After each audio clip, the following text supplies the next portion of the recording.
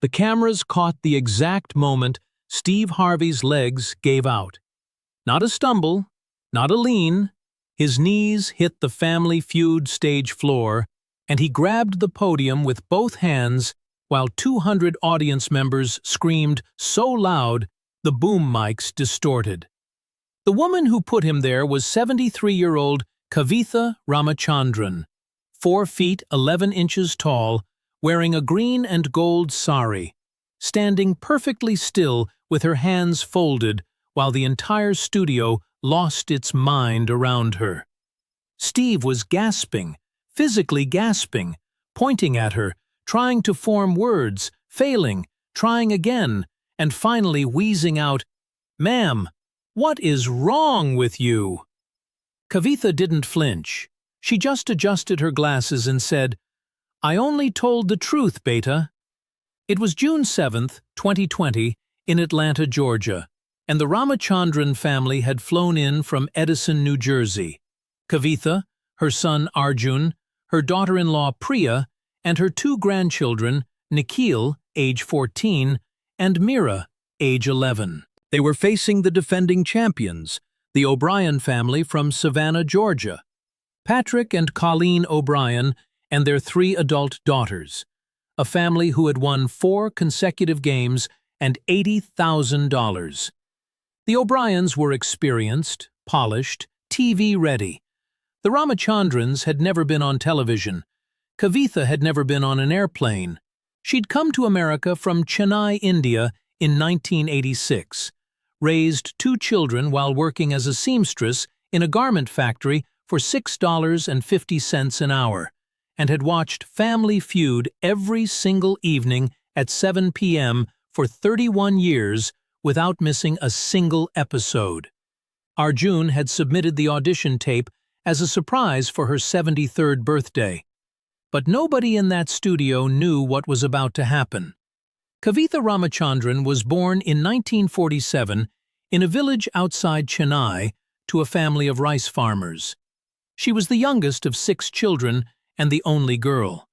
Her father did not believe girls needed education. Kavitha taught herself to read by borrowing her brother's school books after they fell asleep, studying by candlelight on the kitchen floor until 2 a.m., then waking at 4 a.m. to help with the harvest. By age 16, she could read Tamil, Hindi, and English. Her father found out and burned the books. She memorized what she could before the pages turned to ash. At 19, she married Ramesh Ramachandran, a quiet electrician who told her on their wedding day, "You are smarter than me. I will never ask you to pretend otherwise." It was the first time anyone had said anything like that to her.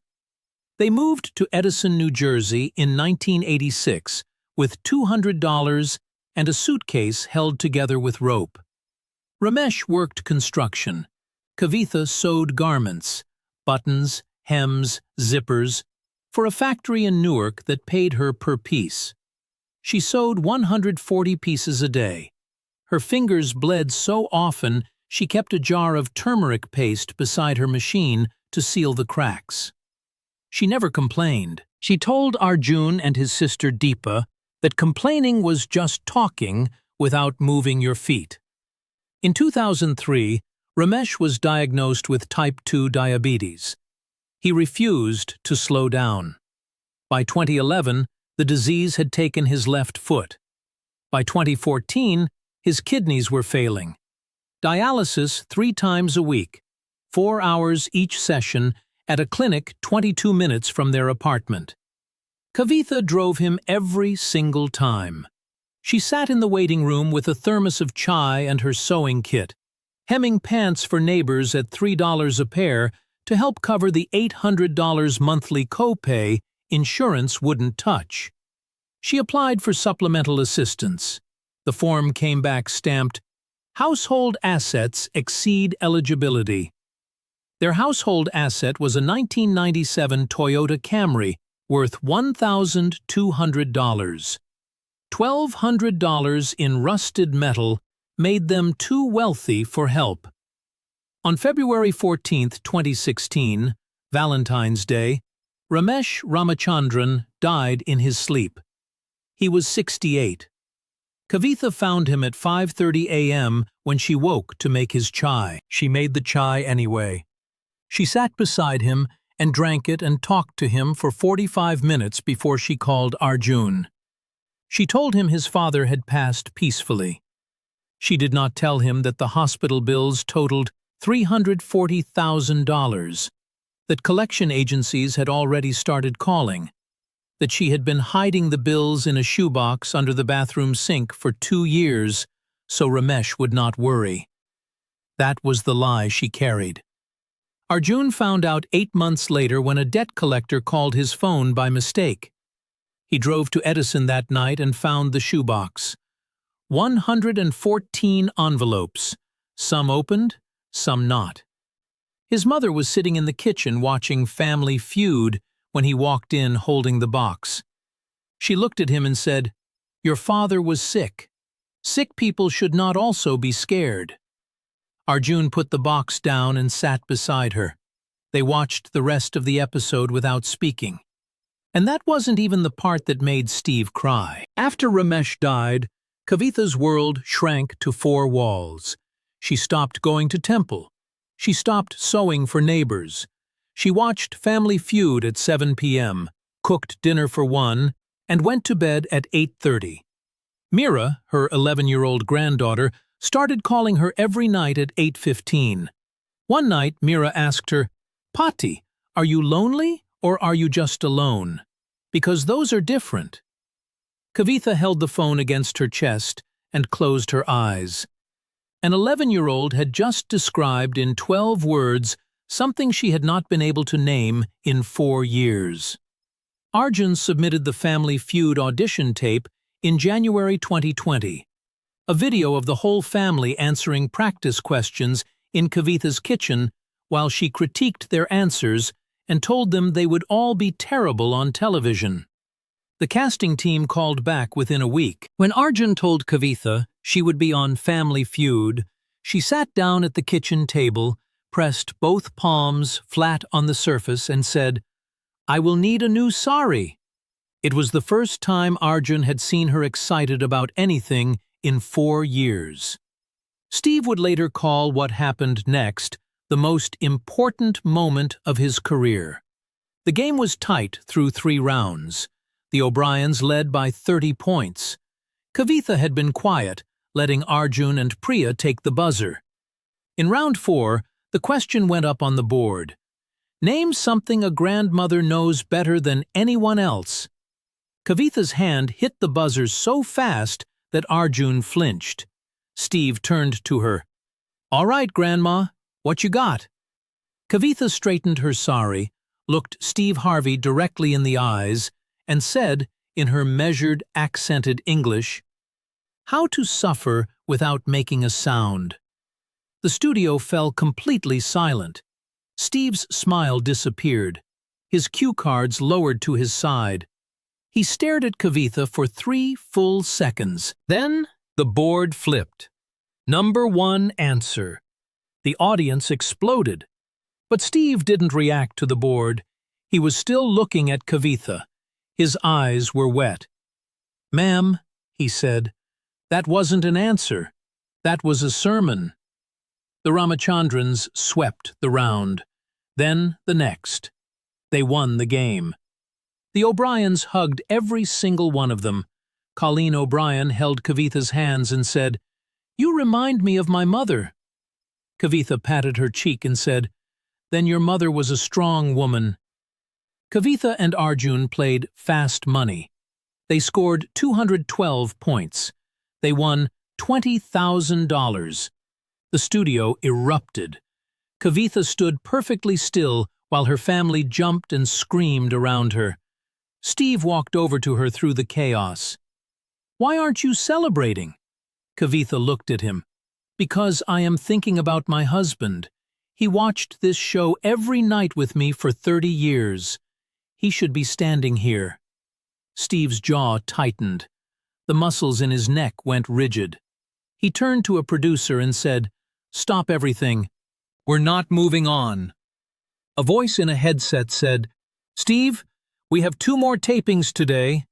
Steve held up one hand. "I don't care." He pulled a chair from behind the podium. There are no chairs on the Family Feud stage. He had a stagehand bring one from the green room and set it beside Kavitha. He sat in another chair facing her.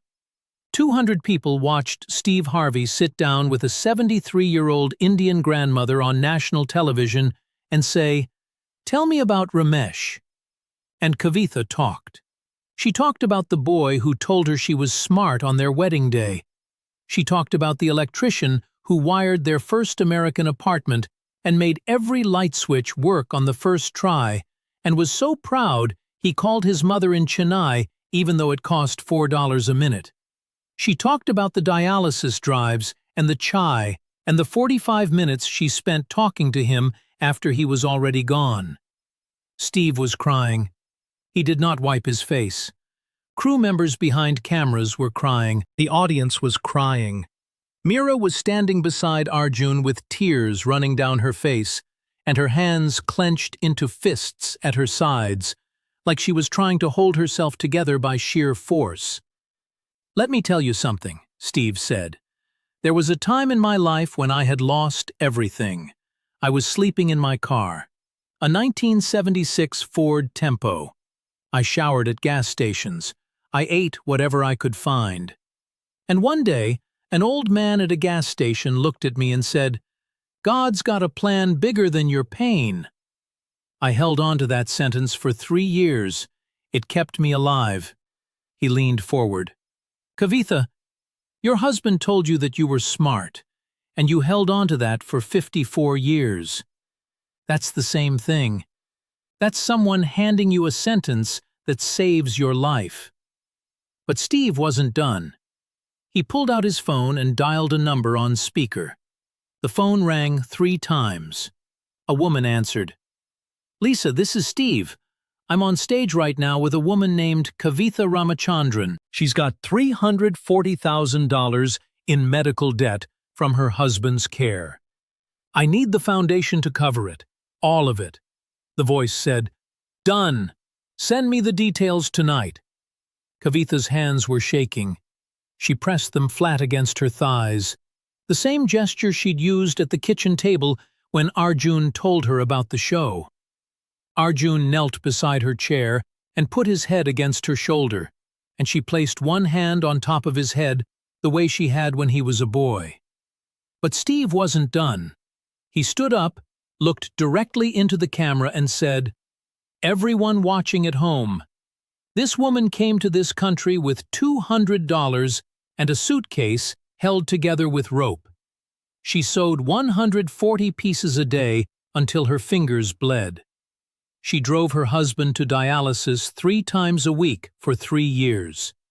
She hid $340,000 in bills under a bathroom sink so her dying husband wouldn't be afraid. And when I asked her the question, 'What does a grandmother know better than anyone?' she said, 'How to suffer without making a sound.' If that woman doesn't deserve every good thing this world has to offer, then I don't know what we're doing here." He announced that both families would receive the full $20,000 Fast Money prize. Patrick O'Brien started clapping. His daughters joined. Then the whole studio. Kavitha sat in her chair with her hands folded and her chin lifted, and she did not make a sound. The clip was uploaded that evening. Within 48 hours, it had been viewed 63 million times. By the end of the month, it crossed 220 million views. The hashtag #SufferWithoutASound trended in 22 countries, including India, where it was the #1 trending topic for 3 consecutive days. News channels in Chennai ran the story. Kavitha's village, the one where her father burned her books, erected a sign at the entrance that read, in Tamil, "Home of Kavitha Ramachandran, who taught the world what grandmothers know." The $340,000 debt was erased within 2 weeks. The Ramachandran family received over 47,000 letters from grandmothers around the world. Kavitha read every single one. She started a YouTube channel at age 73, filming short videos from her kitchen in Edison, telling stories about Ramesh, about India, about sewing, about chai. The channel reached 1 million subscribers in 4 months. She donated every cent of ad revenue to a fund she named the Ramesh Ramachandran Memorial Scholarship, which paid college tuition for children of immigrant garment workers.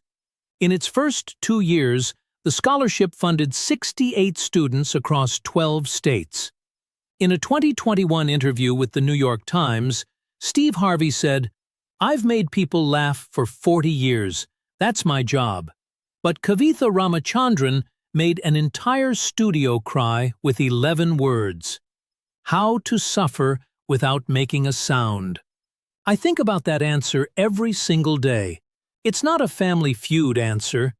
It's the answer to a question most people are afraid to ask. Arjun paid off his mother's apartment. Kavitha refused to move. She said the kitchen was where Ramesh's chai still lived. Every evening at 7 p.m., she still watches Family Feud. But now she watches it with Mira beside her on the couch. And Mira keeps a notebook where she writes down every answer Kavitha would have given. The notebook has 462 entries. On the first page, in Mira's handwriting, it says, "Pati's answers are always better." Kavitha Ramachandran flew on an airplane for the first time to be on a game show. She answered one question. And that one question, 11 words spoken by a woman who taught herself to read by candlelight, reminded 30 million people that the strongest people in the room are almost always the quietest. Some people win game shows.